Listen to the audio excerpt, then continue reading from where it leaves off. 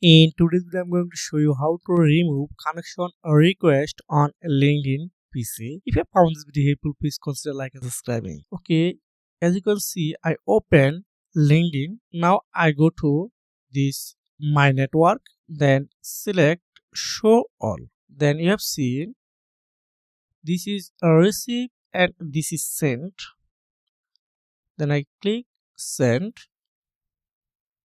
Here are 17 connection requests I have already sent to people, but they are not received. You can see this is a withdraw option. Just click on it and again click withdraw. Second main, again click on withdraw. Again click on here withdraw. That's it. This is a method how you can remove connection request on LinkedIn PC.